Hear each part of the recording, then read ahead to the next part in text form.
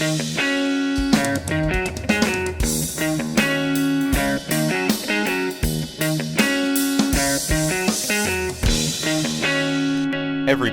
welcome and thank you for tuning in. This is Ian and Chris here. Hi.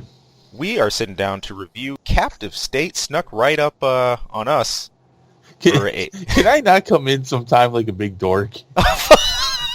I don't know, man. For some reason, I just feel like, hello, everybody. Thank you for joining us. I mean, it'll be up to you, man. I'm not imagining you with the whole, the Coke bottle, frames and glasses when you say that, but oh, yeah, it's good. It's good. Okay. It's good. We're good. All right, back to Captive State. Yeah, okay. So this is spoilers. Warning, spoilers. We're gonna ruin this for you if you care. So, spoilers. This is a review and discussion with spoilers. It's been known. There's a chance, of course, you might have already come over here from our short summary review. But just so you know, just so the air's clear about that. And again, if you're waiting to see this movie, just stick to the quick review and leave it at that for now. So can I sum up this movie with one word? Do it. Oof. Oof. Oof. Really? That wasn't what I was expecting. Oof. This is a heavy movie. It's not a bad movie. Right. But this, oh my God. These people need like a kitten or something.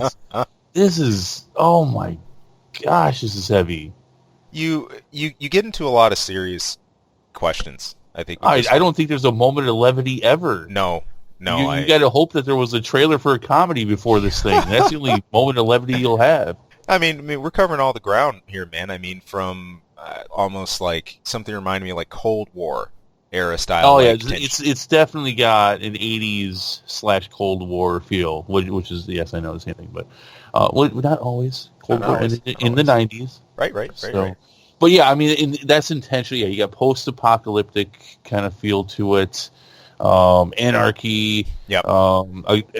As the title of the movie, A Captive State. Yeah. The world has been taken over by aliens, and the people's admitted to it. Right. The rich and the poor have a greater divide. Everyone's just like, dude, I'm telling you, oof. Yeah. Oof. This is if you're looking for smiles, you're not going to find them here. Not unless you're really weird. Yeah. I suppose if these things bring a smile to your face, then this is the movie for you. This is the comedy of the year. This is your Schadenfreude. If you like porcupine Wookiees, this is the movie for you. Man, real quick, looking at that, the design, as far as the aliens themselves, how'd you dig it or not dig it? I will say this, because it always, my brain always kind of, maybe it's because I know just enough about science to know that not everyone's going to have vehicles and transportation that are made out of metal, or that's going to be the exoskeleton, that's going to be cloth or metal or steel or whatever. I appreciate the spacesuits made out of porcupine fur things, and I appreciate the fact that their spaceships have some kind of fur or muddy coating. Sure. It's very different. This film lives and dies on the less is more, and it does. This, I mean, we're both just a couple hours removed from it, right?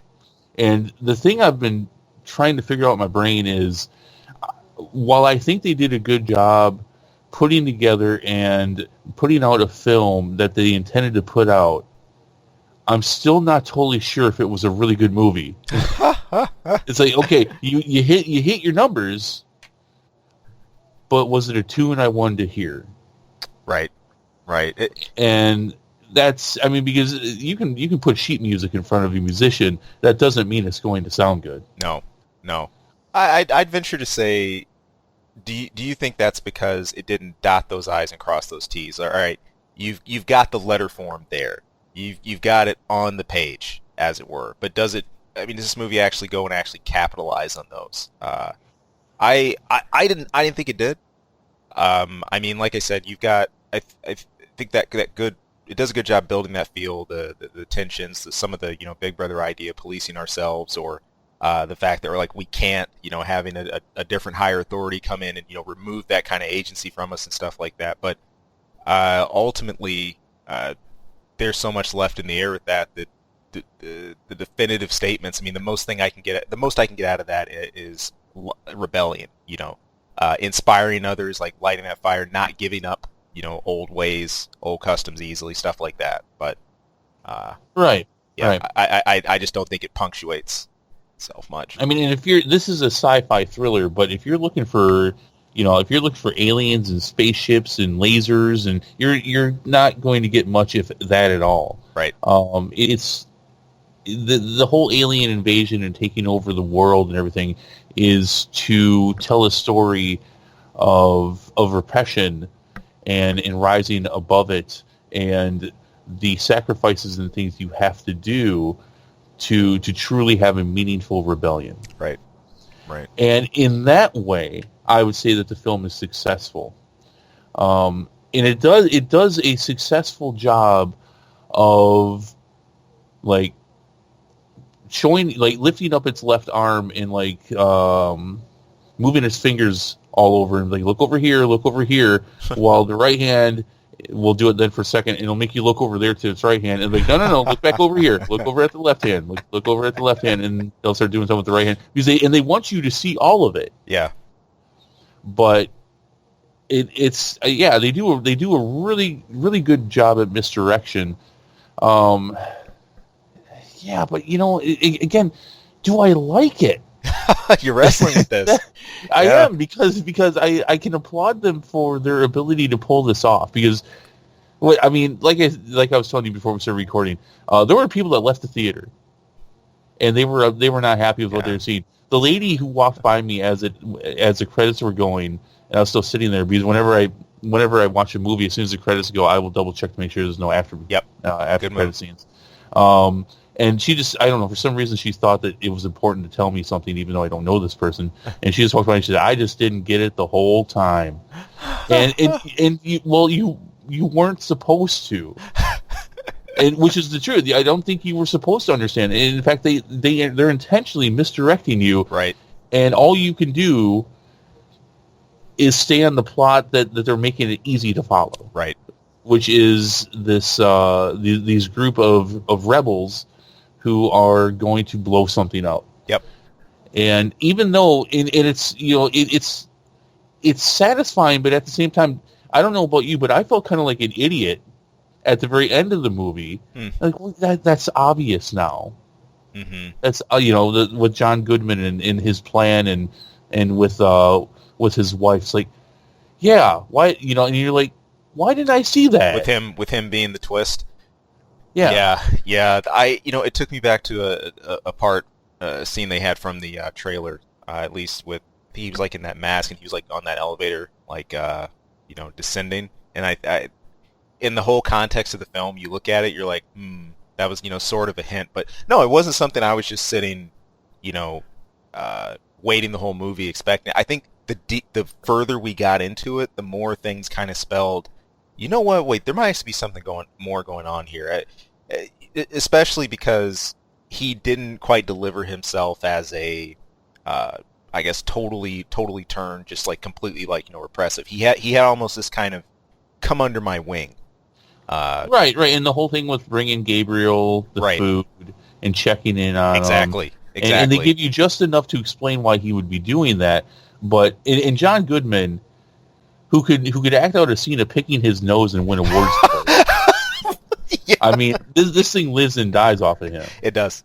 And it's, I would almost dare to say it was written for him. I don't know that for sure, but it sure as hell seems like it. If not, it was molded for him afterwards. It's again, it's very well done. But I'm still sitting here, Ian. But did I like it? Did I like? I think I did, but I think not as much as I wanted to. Issue. I think sci-fi fans we're starving a little bit right now. There's not one laser. No, no pew pew. No, that's fine. No. Yeah, we're dude, we're a little starved. the timing of this reminds me a little bit of last year. Yeah, last year we were doing Annihilation. There Yeah, was you and Isaac did Annihilation. Isaac and I reviewed that. There wasn't really a whole lot around that at the time, or any other real sci-fi stuff to look forward to. It's part of why I get so excited. We're in the era right now of sequential stories, whether that's the MCU, uh, feeding off heavy nostalgia from the 80s, 90s, other stuff like that, continuation, sequels, reboots, and all that. So standalone sci-fi films, that's something really exciting. I think it's something we always want to get behind, but that we don't always get in form. So you want to love it, I think, and you naturally throw your expectation a little higher than it might actually be aiming in the first place. I think that's a classic example of what happened here. Looking at that, you mentioned John Goodman. I'm thinking about the characters here too. Is it just me, or was there just a barrage of characters in this movie? There was a lot of characters, and Like, what I'd mentioned before we started recording, that I think this would have made a great show. yeah, no, I agree. I would have loved to have delved into these characters more and gotten to know them, and having to deal with some side plots leading up to, maybe if it's just a mini series or whatever. And I think it would have been a whole heck of a lot more impactful. While the vast majority of these rebels die, get killed, and the inevitability of it, and this would have been a great series, which might have actually cost less. Actually, probably not, but no, they do a good enough job here too. But they do a very good job of building this world up. And again, I don't know if I could stand watching an ongoing series like this for 5 seasons or so, but there was definitely a lot of room here to grow. Sure. To the point where I mentioned again before we started recording, I'm like, was this a book? It was not. Yeah. It was not a book first. Because it definitely has a feel of like they skimmed a lot of things out, and that doesn't mean that they didn't. But there's a lot here. There's a lot of substance here in this movie. Yeah. Which is funny because there's not a lot of everything else. But there's a lot of characters, and they do a damn good job of making an espionage sci-fi thriller in this whole thing. Right. Kudos to them, especially when you're dealing with sci-fi stuff, to not jump the shark on it. They kept it very grounded. Very grounded. For sure. I think while it's really grounded, I think a weakness it suffers from, besides sort of like flipping a picture book, blazing through these characters so quick, is that a lot of these characters are so reactionary. I mean, naturally, because of everything that's happening, of course, but you don't really get a whole lot of characters driving the story itself forward. Like, it's just sort of... No, and I think that's intentional, but I think it hurts it at the same time. Yeah, I think right.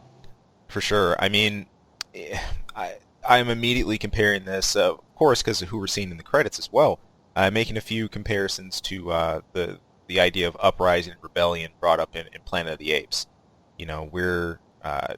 We're given a different perspective, of course, more so we see what the apes themselves are going through and things like that. But there's always something easier to relate when you look at this from if humanity was subjugated and everything like that. But even then, it's funny. This is almost in that regard a sort of opposite to Planet of the Apes, in that you had the central figure of Caesar and everyone around him and under his command who sort of followed, and the events that unfolded, he really helped push those forward.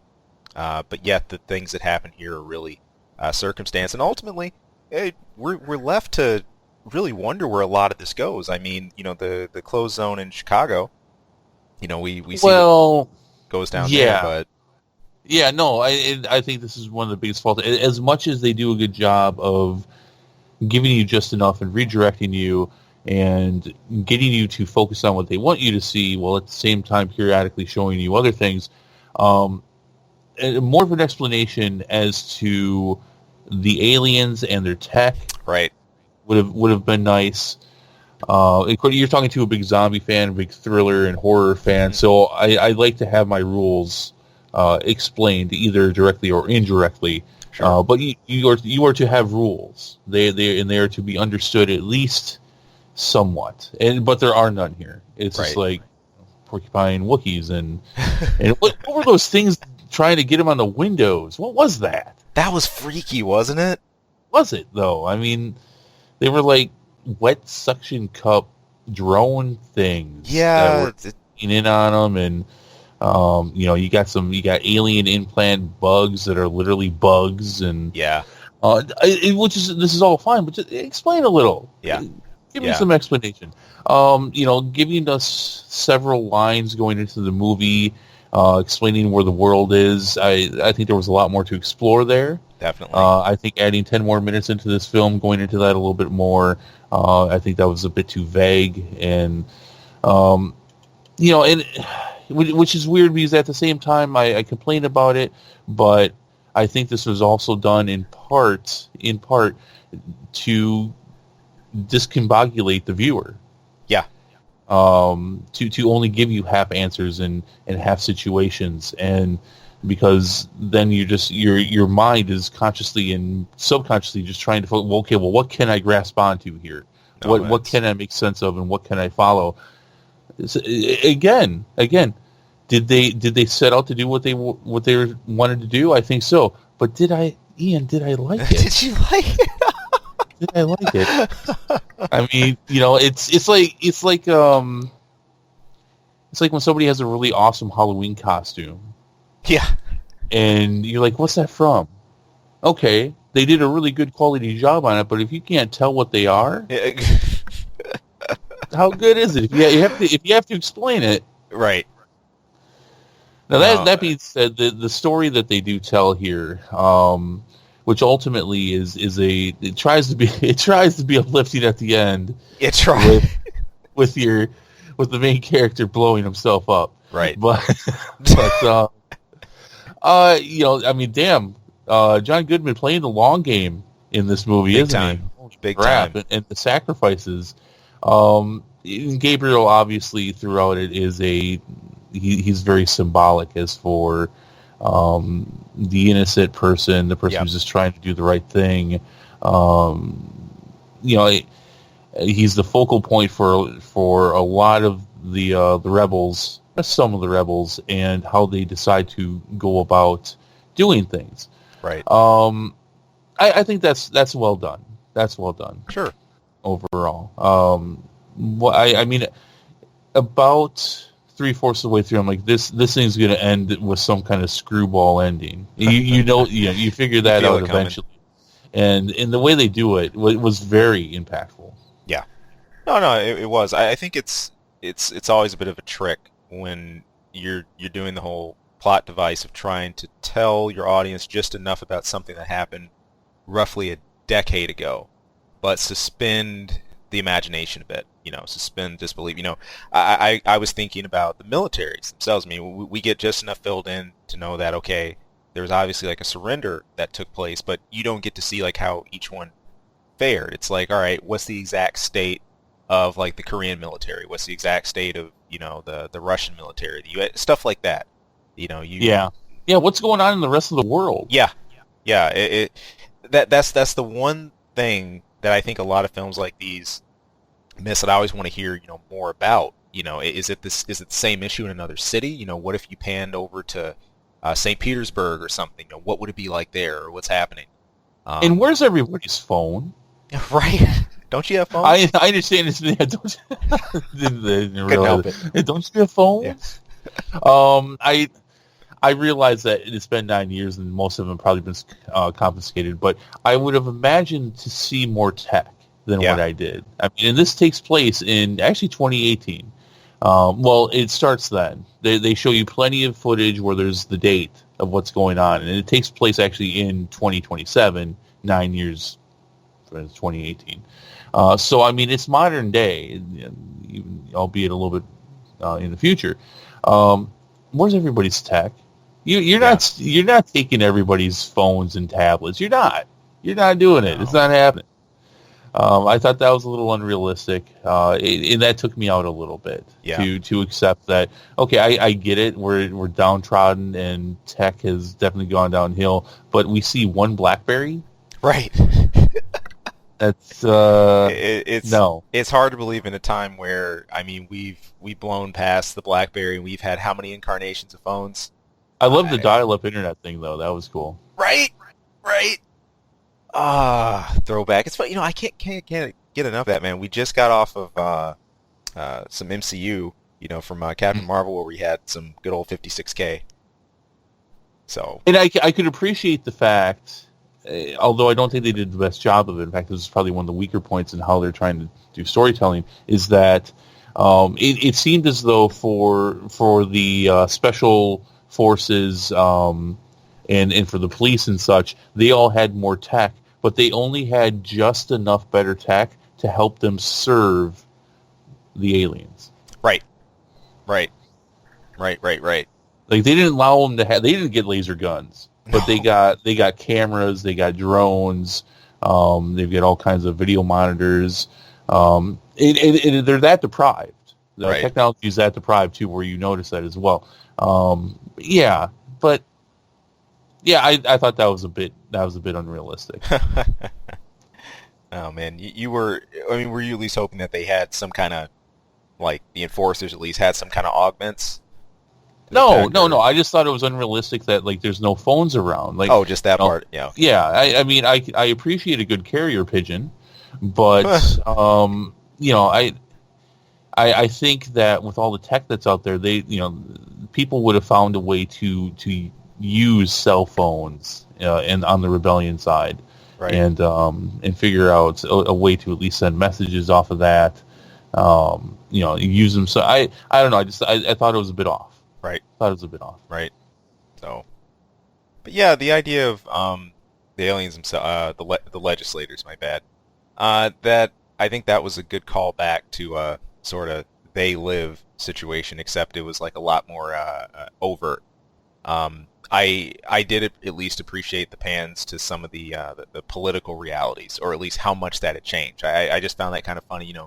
You go from talking about partisan party lines to I think like the mayor, delivering these lines about, well, look at the good, that's been done. This is how we live now. Comparing to actually how we were and stuff like that. So that idea of I think how easy the narrative is to flip, and the way they characterize that was solid. Because I couldn't help but think, man, that's really how flaky a lot of this stuff actually is, and I think how it would be in the face of a disaster scenario and stuff like that. I think party lines would be the last thing people would start clinging to. So, Yeah, coming from the first trailer, I remember distinctly talking about how I liked the feel and the question that this movie, at least from the first trailer, was going to ask about. What would you give up for serenity? yeah, What freedoms, what aspects of your life would you be willing to give away? It doesn't actually touch on that too much. no, It's just kind of there. It has a couple moments, but it's not really trying to discuss that at all. It's just like, yeah. We're not, but it's definitely trying to make some statements, but they're a little bit too much. They're a little too on the nose without enough context leading up to it. yeah. So, no, I do have a question too, just as far as design-wise stuff. Now, the budget for this wasn't that huge. Was it like No, it's small actually for a sci-fi movie. right, 25? No. Yeah, 25. 20, 25 million. yeah, 25 million. Was the, as far as the lighting to this, or like something like the shaky cam moments, did that get in your nerve at all? No, I'm fine with that. You're cool Dude, with it? I'm a Cloverfield fan. Yeah, What are exactly. you talking I didn't. about? I didn't figure it would. No. I've seen way worse in the whole shaky cam thing to get on my nerve. Like, this worked. This worked. I was okay with that too. But I know one thing that I kind of just seen the buzz about this movie around was a lot of people were talking about, oh my gosh, the lighting of this. I really wish it was was brighter. Could hardly make out some things. How quick it panned, needs to stop panning. The stuff like that. So. No. I think that was all as intended. Yeah. Yeah. But other than that, though, we've gone to the characters, the story itself, and where all this is at. As far as the pacing, there's some moments here where drag. I think this is where this suffers. I really think this is where it's dragged. I know there's this one part where we come back to Gabriel sitting in the subway. But we go in this whole exposition like before that, where we come back. Usually in a huge road trip like that, for like a plot, that would be something that would build into that next moment, or that was going to mean something really significant. Where we sort of just get back in a spot and then we just kind of plod back on with that. But yeah, this really did drag. It all pays off in the end, but yeah, the first act of this movie is. Oof. Again with the oof. And with the pretty lean runtime, is 149. 140. Okay, well, 149 still, but it's all right. It's okay. Yeah, still, yeah. But what they do, it's again because I'll say it again. What they do, it all comes together.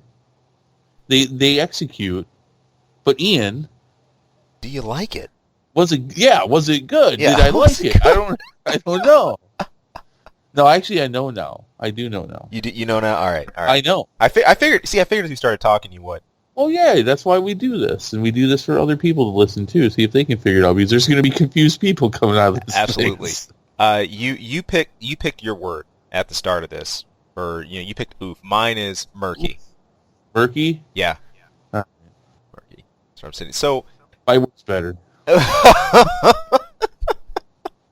Better is subjective. It's heavy, man. It is. The end. Okay, for the stuff you got out of the ending, everything that happened. We've kind of batted around this, of course, about the twist from John Goodman. The idea about the lighting the fire, the rebellion, and the revolution. To see this spread, we're pretty much given an inroad, and we know that this is at least taking off. A bit.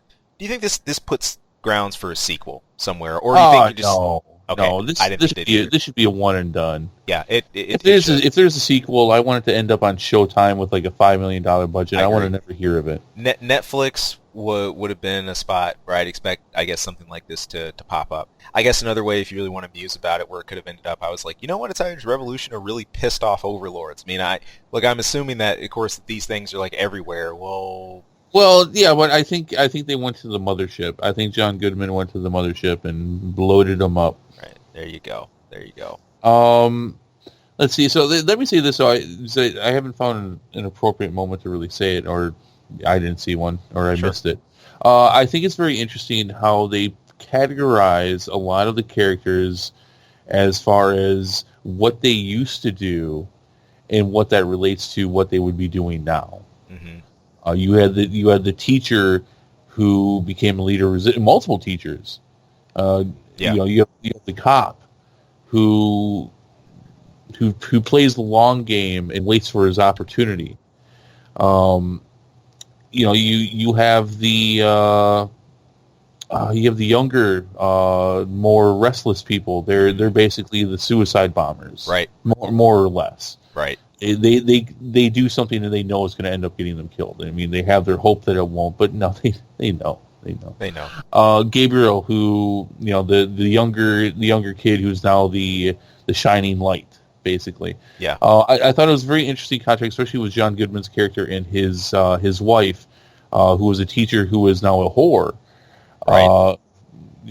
One's a copy of the teacher, and now in this world, when you get to the end of the movie and you know that they were.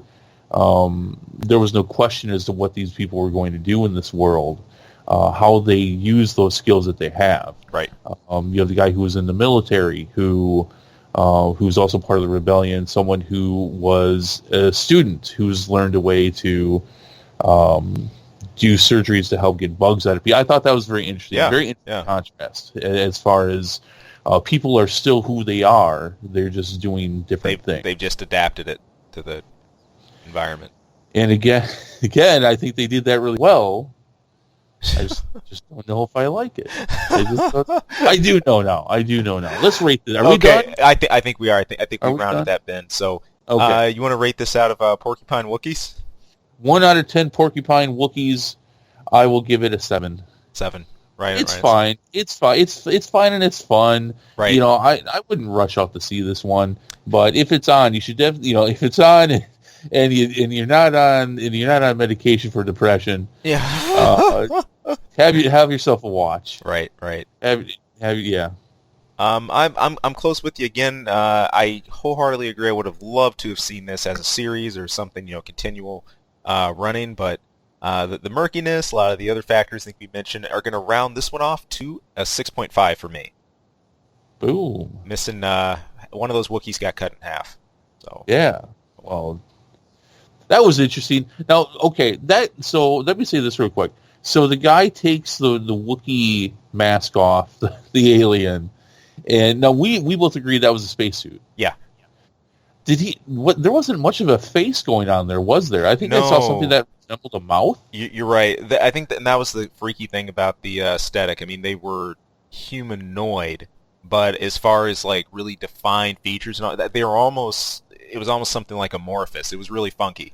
Yeah. Yeah. So, first joint legs, I caught that. Right. I don't think much in the way of fingers, though. Were there? Not really. Or maybe those are mittens. Mittens? Why not? Why can't you space aliens wear mittens? Right. No, design-wise, though, yeah, as weird and sort of out of the box as that was, I thought that design choice was I was with it. That was cool. It was fine. It was. It worked. I appreciate the off the beaten path they took with their aliens. No, for sure.